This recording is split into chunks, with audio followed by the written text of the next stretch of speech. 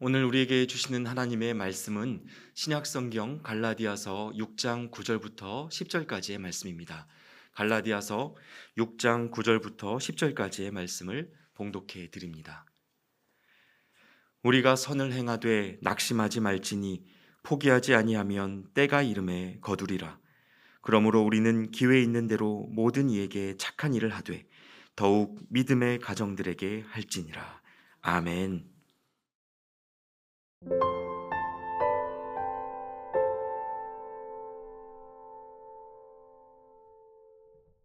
여러분 사랑합니다. 사랑합니다. 사랑합니다.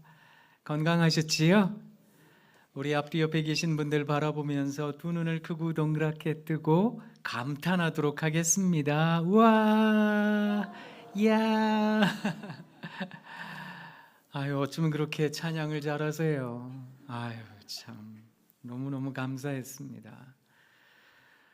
사랑하는 여러분, 우리가 살아가는 삶의 여정에 내가 생각한 대로 되면 참 좋겠다. 그리고 무엇보다 우리가 어려서부터 배운 게 있잖아요. 사람은 착하게 살아야 되는 거야. 그러면 반드시 선한 사람은 좋은 결과가 있고 악한 사람은 징벌을 받게 될 거야. 그거 공식처럼 배웠지요. 권선징악이라는 말이 그래서 우리들 마음속에 가득한 것은 아닐까 그런 생각을 합니다. 그래서 아마 여러분 착하게 또 누구보다 성실하게 진실하게 좋은 그리스도인으로 살아가고 계실 거다 그런 생각을 합니다. 마음씨 착한 흥부가 살았다지요? 그만 잘못해서 다리가 부러진 제비를 이 사람이 고쳐줬더니 이 제비가 박씨 하나를 물어다가 줬는데 이게 얼마나 크고 잘 멋있는 박으로 연그렀는지 흥분의 가족이 박을 슬금슬금 박을 쪼갰더니 그 안에 엄청난 보화가 가득했답니다. 그 소식을 들은 놀부가 이게 나도 그래야 되겠다. 그래서 엄한 제비 하나를 잡아서 다리 분지러 놓고 그걸 고쳐주고 놔줬더니 이 제비도 가서 박씨 하나를 물어다 줬는데 이 박이 또 얼마나 크게 잘 자랐는지요. 박을 또 슬금슬금 탔더니 그 안에서 도깨비가 나와가지고 방망이를 들고 놀부를 막 때려줬답니다. 그런 얘기 들으면 통쾌하지요. 그래서 우리가 어려서부터 그래 착하게 살아야 되는 거야 그런 생각을 합니다. 혹부리 영감 이야기도 아시지요?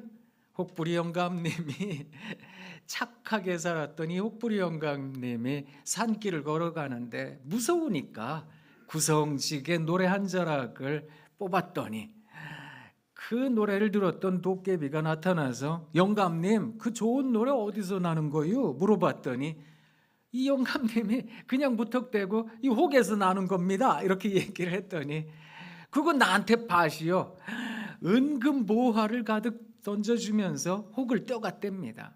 그 소식을 들은 옆마을 못된 혹부리 영감님이 나도 돈 좀 벌어야 되겠다 그래가지고 또 산길 가면서 구성지게 노래를 불렀더니 그때 나타난 도깨비가 영감님 그 노래소리 어디서 나는 거요? 이 혹에서 납니다. 일전에 나한테 그렇게 사기친 녀석이 있어서 내가 이 혹을 받았던데 당신 그렇게 좀 이것도 가져가시오 해가지고 양을 볼에 혹을 달고 돌아왔. 이런 얘기를 들으면 또 기분 좋지요. 아유 그렇지 착하게 살아야 되는 거야. 요일 전에 저희 학교 직원들하고 제가 천안에 학교 일 보러 잠깐 다녀온 적이 있었는데요. 돌아오는 길에 얼마나 차가 많이 막히는지요. 경부고속도로가 꽉 찼어요. 그런데 버스 전용 차로로 승용차 한 대가 쏜살같이 가는 거예요. 저 차 저렇게 위반하네 이 생각을 했는데 곧바로 어디선가 나타난 경찰차가 왱 하고 따라가더라고요. 차에 탄 직원들이 손뼉을 치고 이야 그거 쌤통이다 뭐 이런 생각을 하죠. 이게 저도 되게 좋아했거든요. 사람 마음 다 비슷한 거 아니겠습니까? 나쁜 사람 벌 받고 착한 사람 인정받고 상 받는 거, 그거 당연합니다. 이렇게 생각을 할 수 있겠습니다. 그런데 여러분, 오늘 성경 말씀을 가만히 보시면 갈라디아서 6장 9절에 있는 말씀입니다. 우리가 선을 행하되 낙심하지 말지니, 이렇게 기록되어 있습니다. 선을 행하되 낙심하지 말지니, 우리말 성경에는 이렇게 번역이 되었지만 헬라어 원문 성경을 보면 좀 더 우리들의 마음을 툭 떨어지게 만듭니다. 선을 행하면 낙심하게 될 겁니다. 그렇게 이야기를 하고 있습니다. 우리가 그동안 알고 있었던 공식과는 너무 다른 이야기를 하고 있는 거거든요. 아니, 선을 행하면 좋은 일 경험해야지요. 사람들에게 칭찬받고 하나님께 또 귀히 여김받고, 착하고 선한 일을 하면 행복해져야 되는 거, 그거 당연하고 마땅한 거 아니겠습니까? 그런데 웬걸요, 오늘 성경은 우리들에게 배신감을 안겨다 줍니다. 여러분, 선을 행하신다고요? 낙심하게 될 겁니다.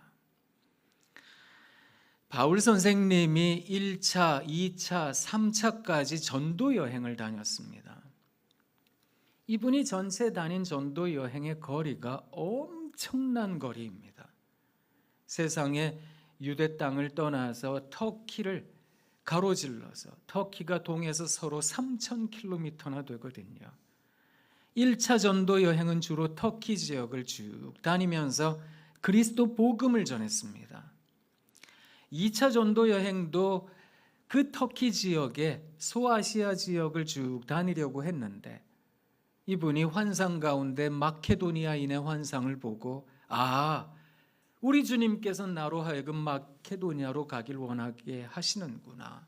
그래서 이 사람 그리스 지역을 이제 배 타고 쭉 떠나서 마케도니아에 가서 그리스 전역을 다니면서 주님의 복음을 전했던 겁니다. 이분이 주님의 복음을 전하면서 사실 이분도 어떤 좋은 일이 있을 거라고 여기셨을 수도 있습니다.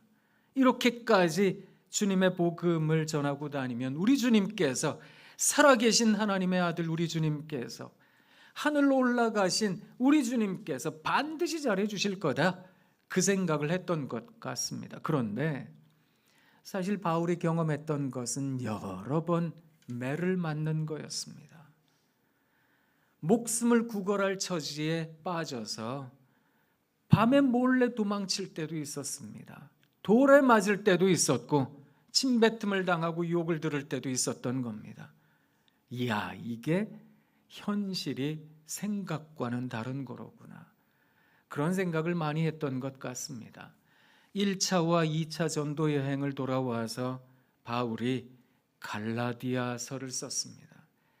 갈라디아에 있는, 그러니까 터키의 중간쯤에 위치한 이 갈라디아 지방에 있었던 교회들에게 편지를 쓰면서, 여러분, 어떻게 하든지 우리 주님 부여잡는 믿음을 잃어서는 안 됩니다.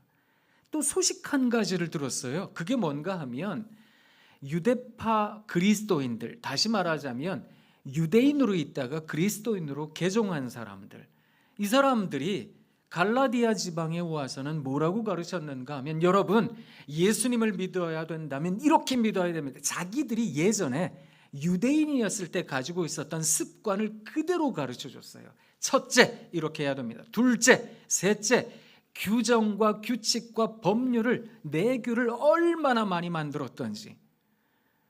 그게 답답했던 바울이 그들에게 편지하며, 여러분, 왜 다시금 초등학문으로 돌아가려고 하십니까? 그래서는 안 됩니다. 우리 주님께서 십자가에 달리시면서 우리들에게 보여주셨던 것은 자유였습니다. 율법의 멍에를 매는 것이 아니라, 율법의 종노릇하는 것이 아니라 그리스도 복음 안에서 참 자유를 누리셔야 되는 겁니다. 그 그리스도 안에서 참 자유라는 것은 믿음의 진실성에 있는 것입니다. 이 믿음의 진실성이라고 하는 것은 여러분, 성령 충만해 있는 것입니다. 이분이 말하고자 했던 것은 여러분, 믿음을 갖고 있기 때문에 참된 진실성을 가지고 제가 아침에 열심히 기도하겠습니다. 이 믿음이 있기 때문에 옷을 단정히 입고 예배드리겠습니다. 이 믿음이 있기 때문에 그저 어려운 가운데에도 누군가를 봉사하며 누군가를 위로하며 섬기며 선교하고 구제하겠습니다. 이 믿음이 있기 때문에 자기의 삶을 돌아보는 것은 중요하지만 이렇게 살고 이렇게 행동하고 이런 규정을 갖고 이걸 지키면 복을 받습니다라고 하는 것은 잘못된 것입니다. 그걸 가르쳐 준 겁니다. 어떡하든 여러분 성령의 9가지 열매를 꼭 지키세요. 그 열매를 나타내는 삶을 사셔야 됩니다. 이게 갈라디아서가 가지고 있는 핵심 논지입니다. 그러면서 오늘 뜻밖의 말씀을 들려준 겁니다. 여러분, 그렇게 살아갈 때 반드시 험한 일 보게 될 겁니다. 낙심하게 될 겁니다. 그것을 들려줬던 겁니다. 사실 믿음으로 살아가고 성실히 살아가고 주님 바라보며 살아간다. 그럴 때에 낙심하게 되는 것, 그것이 우리가 경험하게 되는 자연스러운 이치가 아닐까? 바울이 그걸 깨닫게 해줬던 겁니다. 사실 바울처럼 우리들에게 안타까움을 가져다주는 본문이 또 있습니다. 구약의 말씀인데요, 하박국서입니다. 하박국이라는 선지자가 하나님 앞에서 참 속이 상했더랬습니다. 하나님, 도대체 왜 의로운 사람들이 이렇게 어려움을 당하는 겁니까? 하나님, 공의가 있는 하나님, 정의로우신 하나님이라고 분명히 말했는데 왜 내가 바라보는 건 이렇게 불의가 가득한 세상입니까? 제가 여러분들에게 그 성경 본문을 좀 읽어드리도록 하겠습니다. 하박국서 1장 2절부터 제가 읽어드리도록 하겠습니다. 잘 들어보십시오. 여호와여, 내가 부르짖어도 주께서 듣지 아니하시니 이는 어느 때까지리이까?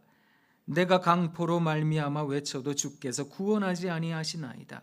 어찌하여 내게 죄악을 보게 하시며 패역을 눈으로 보게 하시나이까? 겁탈과 강포가 내 앞에 있고 변론과 분쟁이 일어났나이다. 이러므로 율법이 해이하고 정의가 전혀 시행되지 못하오니 이는 악인이 의인을 애워쌌으므로 정의가 굽게 행하여짐이나이다. 13절에서는 이렇게 말씀합니다. 주께서는 눈이 청결하심으로 악을 참아보지 못하시며 패역을 참아보지 못하시거늘 어찌하여 거짓된 자들을 방관하시며 악인이 자기보다 의로운 사람을 삼키는데도 잠잠하시나이까? 주께서 어찌하여 사람을 바다의 고기 같게 하시며 다스리는 자 없는 벌레 같게 하시나이까? 이게 하박국이 가지고 있었던 안타까움이었습니다. 하나님, 도대체 왜 이러고 계십니까? 살아계시기나 하신 겁니까? 공식대로 움직이지 않는 하나님, 우리가 생각한 대로 움직이지 않는 하나님, 그 하나님이 못내 섭섭했던 겁니다. 그런데 이 하박국을 하나님께서 깨우치십니다. 의인은 믿음으로 살아가는 거다. 너 믿음 가져야 된다. 그 믿음의 핵심을 가르쳐 주셨습니다. 반드시 내가 물이 바다를 덮음같이 여호와의 영광이 온 땅에 가득할 날을 내가 너한테 목도하게 해줄 테니까, 똑바로 쳐다보게 해줄 테니까 너는 내 앞에서 잠잠할지어다. 하나님이 그렇게 말씀하셨던 겁니다. 사실 사랑하는 성도 여러분, 우리에게 있는 믿음이라고 하는 것은 현실의 어려움 속에서도 잠잠하게 살 줄 알게 합니다. 내 삶의 어려움 속에서도 그저 한 걸음 또 살아가고 한 걸음 또 견디게 합니다. 그것을 일컬어 믿음이다, 이렇게 하박국이 가르쳐주고 있는 것입니다. 그런 점에서 어쩌면 우리의 삶에 내 생각대로 계획대로 잘 안 된다고요? 그래도 또 하루를 살고 또 한 걸음 걸어가는 것, 그게 우리들에게 필요한 것이 아닐까 그런 생각을 해봅니다. 살아가다가 보면 오늘을 부정하고 싶을 때가 있습니다. 내가 생각된 대로 안 되니까요. 내가 바라지도 않았고 원하지도 않았던 일들이 일어나니까요. 그러면 오늘을 도망가고 싶습니다. 오늘을 회피하고 싶습니다. 그런데 그때에도 사랑하는 여러분, 어쩌면 선하게 살아가는 사람들, 바르게 살아가려는 사람들에게 맞닥뜨릴 수밖에 없는 삶의 현실은 낙심되는 순간이 아닐까 그런 생각을 합니다. 그때 당황하지 마시고 그때 우리가 바라보아야 할 것이 바로 저 위로입니다. 하나님을 바라보는 위로, 그 위로를 바라보면 우리 안에 위로가 가득할 줄 믿습니다. 제가 예전에 사랑하는 가족에게 들려주고 싶은 이야기라는 책을 읽은 적이 있었거든요. 이게 잭 캔필트라고 101가지 마음을 열어주는 이야기, 그 책의 저자이기도 한데 좋은 글을 많이 모아놓은 거예요. 그 글 가운데 찬송가라는 글을 읽은 적이 있었거든요. 한번 들어보세요. 되게 좋은 글이에요. 나는 남동생이 무엇인가 몰두하고 있는 것을 주의 깊게 지켜보았다. 동생은 거실 안쪽 구석에 앉아 한 손에는 펜을 들고 한 손에는 아빠의 찬송가를 들고 있었다. 아빠가 거실로 들어가시자 남동생은 조금 움찔했다. 자신이 뭔가 잘못했다는 것을 느낀 것이다. 먼 발치서 보니 남동생은 아빠의 새 찬송가를 펴서 첫 장에 펜으로 한 장 가득히 낙서를 해놓았다. 두려움에 질려 아빠를 쳐다보며 남동생도 나도 아빠의 벌이 떨어지길 기다렸다. 아빠는 귀중한 찬송가를 집어들고는 자세히 바라보고 한마디 말씀도 없이 앉으셨다. 아빠는 성직자이며 학위를 여러 개 받으신 분으로 책을 소중히 여기시는 분이셨다. 아빠에게 있어서 책은 지식을 의미했다. 그 상황에서 아빠가 보이신 행동은 놀라웠다. 동생을 벌하거나 꾸짖거나 소리치고 질책하는 대신 앉으셔서 동생의 손에서 펜을 받으셨다. 그리고는 동생 존이 해놓은 낙서 옆에 이렇게 쓰시는 것이었다. 1959년 아들 존이 2살 때 쓴 글. 너의 아름다운 얼굴과 나를 바라보는 따스하고 초롱초롱한 눈을 들여다보며 내 새 찬송가에 낙서를 한 너로 인해 내가 얼마나 하나님께 감사를 드렸는지 모른다. 너의 형과 누나들로 인해 내 삶이 그랬듯이 너로 인해 이 책이 거룩한 책 되었구나. 이야, 나는 생각했다. 어떻게 이것을 버리라 할 수 있으랴. 때때로 나는 싸구려 문고판이 아닌 내가 오랫동안 보관할 책 한 권을 뽑아서 내 아이에게 주고 그 책에 낙서를 하거나 이름을 쓰게 한다. 그리고 그들의 작품을 보면서 내 아버지를 떠올리며 삶에서 소중한 것이 무엇인지를, 아버지께서 어떻게 가르쳐 주셨는지를 생각한다. 아버지가 가르쳐 주신 것은 사물보다 사람이, 판단보다 관용이, 가족에게 가장 중요한 것은 사랑이라는 사실이었다. 좋지요?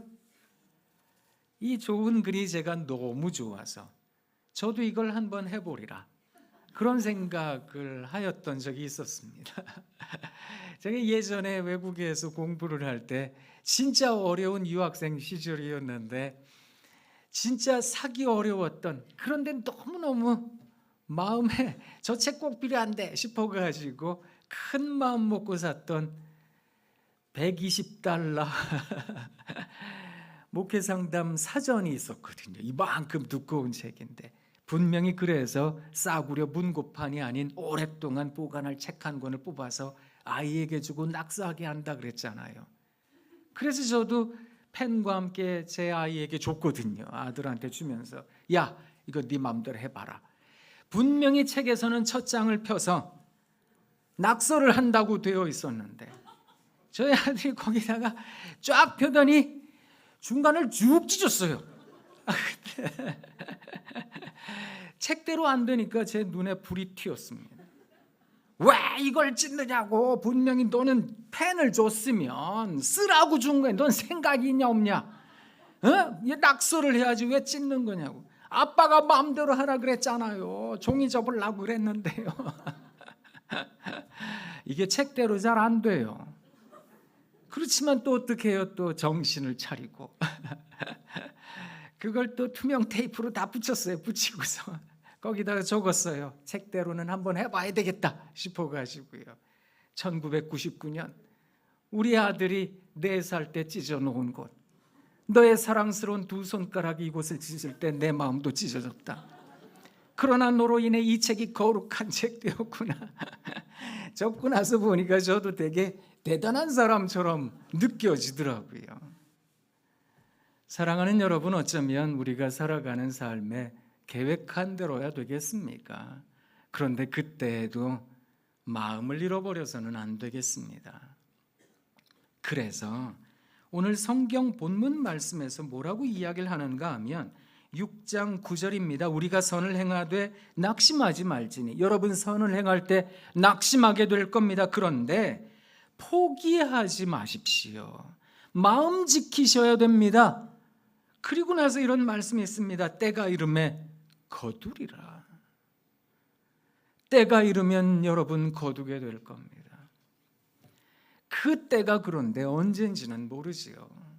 하박국서에서도 그 고백을 하박국이 합니다. 하나님, 수년 내에 영광이, 여호와의 영광이 물밀듯 들어와서 온 땅이 덮음 같게 하옵소서. 이 수년 내에 부흥케 해 주십시오. 제가 살아있을 동안에 이 일이 이루어지게 해 주십시오. 그렇게 간절히 기도했거든요. 그런데 신약 시대에 이르러서 바울이 우리들에게 말해주는 이 때는 우리들이 살아있는 때가 아니라는 것입니다. 어쩌면 내가 죽고 흙이 되어 없어지고 먼지가 되어 없어진 그때 우리 주님 오실 수도 있겠지요. 아니, 내일 당장 우리 주님이 오실 수도 있으실 겁니다. 그때가 언제인지는 모르지만 그때는 반드시 이르게 될 겁니다. 그러니 사랑하는 성도 여러분, 너무 지나치게 율법적 신앙을 갖는 것이 아니라 그리스도 예수를 믿는 믿음을 가지셔야 됩니다. 그 믿음 갖고 선한 행동하고 착한 일하고 살아가면 낙심하게 될 거예요. 그런데 그때 마음 잃어버리셔서는 안 됩니다. 어떻게 하든 잘 참아내세요. 그러면 때가 이르면 우리 주님 돌아오실 겁니다. 우리 주님이 반드시 잘해 주실 겁니다. 그래서 그 다음 10절에서 이렇게 말씀합니다. 그러므로 우리는 기회 있는 대로 모든 이에게 착한 일을 하되. 착한 일을 멈추셔서는 안 되는 겁니다. 믿음의 삶을 멈추셔서는 안 되는 겁니다. 그것도 가급적이면 모든 사람들에게 착한 일을 하려고 하셔야 되는 겁니다. 빌립보로 보내는 편지에서 바울이 말했잖아요. 주 안에서 항상 기뻐하라. 내가 다시 말하노니 기뻐하라. 너희 관용을 모든 사람들이 알게 하라. 주께서 가까우시니라. 우리 주님이 가깝다는 인식을 가지고 있는 사람들은 관용을 베풀 수 있어요. 그래서 나 힘들지만 더 힘든 사람 살뜰히 챙길 줄 압니다. 나한테 잘못 산 사람이지만 우와 하고 감탄해 줄 줄도 압니다. 어렵고 힘든 상황에 있다면 그 사람 위해서 눈물로 기도할 줄도 압니다. 그렇게 믿음 하나하나 쌓아가는 거지요. 그렇게 우리들의 진정성을 쌓아가는 겁니다. 그러다 보면 때가 이르면 우리 주님 도래하실 그 날이 올 테니까, 반드시 거둘 날이 올 테니까.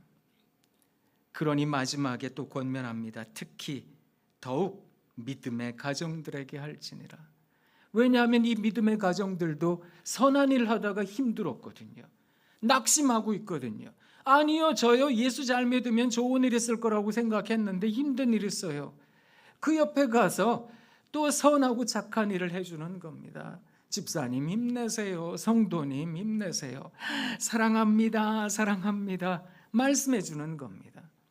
여러분, 권면과 비판, 지적은 종이 한 장 차이입니다. 스스로를 살피셔야 됩니다. 나의 이 권면인 나의 이 위로가 혹시 그 사람에게 다가서게 될 때 비판이 되지는 않을까? 엘리바스, 빌닷, 소발이라는 세 친구가 욥을 찾아갔습니다. 욥이 고난당한다는 소식을 듣고 간 겁니다. 그런데 이 세 친구가 욥을 위로하기보다는 지적했거든요. 너한테 죄가 있으니까 네가 벌 받은 거야. 너 회개해. 그 얘기만 했거든요. 사랑하는 여러분, 어쩌면 우리 더욱 믿음의 가정들에게 더 선한 일을 하고 살피고 잘못 살고 있는 거 아니에요. 당신이 틀린 거 아닙니다. 잘 살고 계시는 거예요. 잘 지내요. 우리 사람 바라보지 말고요. 우리 주님만 바라봐요. 갑자기 느닷없이 생각나는 찬송. 사람을 보며 세상을 볼 때 나는 만족함이 없었네.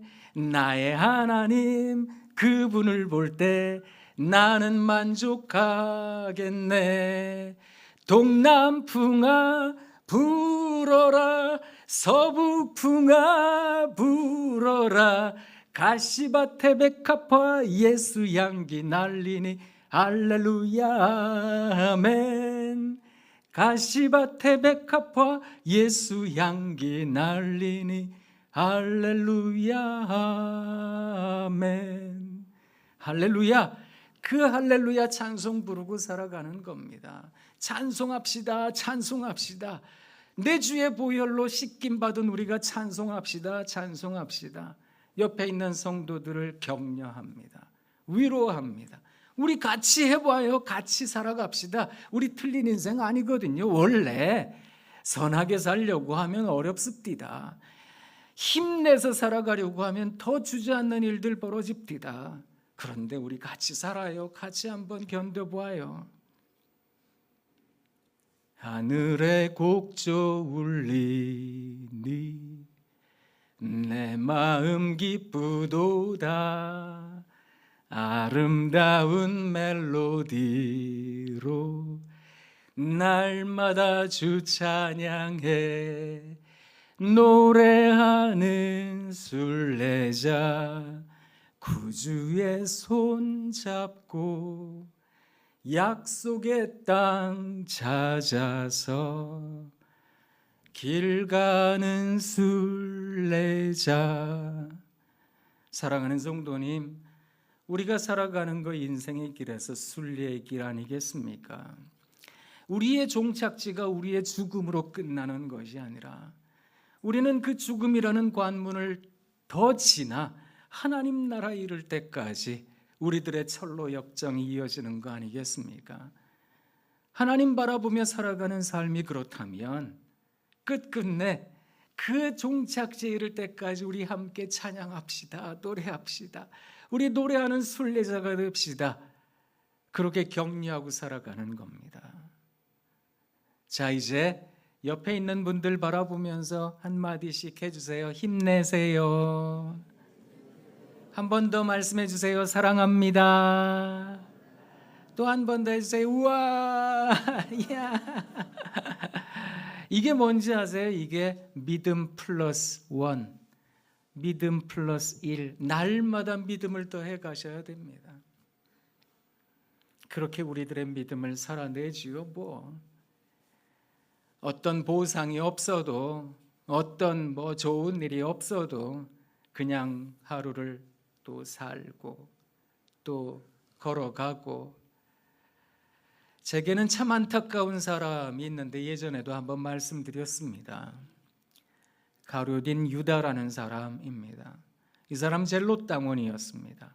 젤롯이라고 하는 당원들은 급진주의자들이었습니다.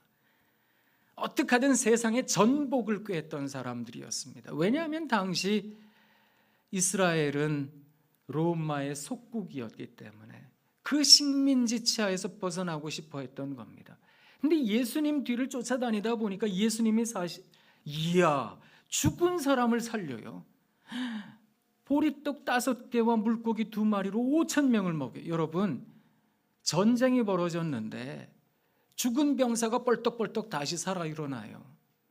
아니, 군수물자가 이게 요만한 도시락으로 수천 명을 먹여요. 생각해 보세요. 어떤 전쟁에서 패하겠습니까? 유다는 그런 생각이 가득했는지도 모릅니다. 그런데 예수님 걸어가시는 행보가 자기의 생각과 무척 달랐습니다. 예수님을 한번 궁지로 몰아넣어보자 은30에 팔아버렸습니다.